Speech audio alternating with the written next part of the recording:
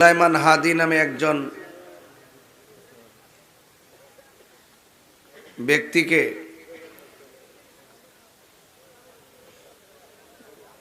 প্রকাশ্যে দিনে দুপুরে গুলি করেছে। সে সংকটাবস্থায় হসপিটালে মৃত্যুর সঙ্গে পাঞ্জা লড়ছে। আরে ভাই, আপনার সাথে আমার রাজনৈতিক দূরত্ব থাকতে পারে, ব্যক্তিগত মতাদর্শের ভিন্নতা থাকতে পারে, তাই বলি কি একজন মানুষকে মেরে ফেলার জন্য গুলি করা যাবে?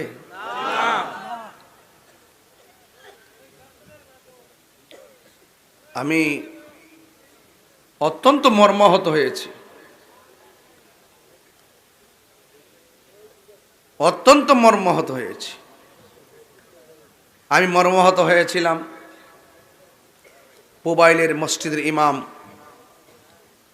আমাদের সুন্নি ভাই মাওলানা রইসউদ্দিনকে যখন হত্যা করা হয়, প্রকাশ্যে মব ভায়োলেন্সের মাধ্যমে তাকে হত্যা করা হয়েছিল।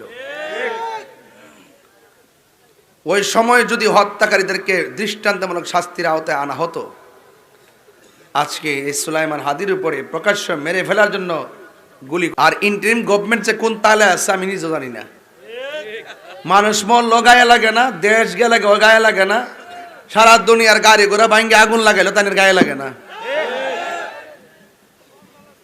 এইভাবে কি দেশ চলতে পারে? মতাদর্শের ভিন্নতা হলেই কি গুলি করতে হবে? মতাদর্শের ভিন্নতা হলেই কি তাকে মেরে ফেলতে হবে? প্রত্যেকটা মানুষ অনিরাপদে ভুগতেছে, প্রত্যেকটা মানুষ নিরাপত্তাহীনতায় ভুগতেছে।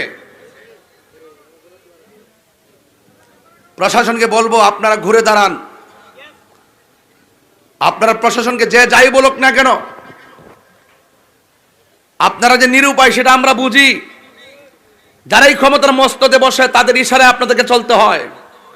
আপনারা ঘুরিয়ে দাঁড়িয়ে যান, আপনারা বলুন কেউ ক্ষমতায় আসবে, কেউ ক্ষমতা যাবে।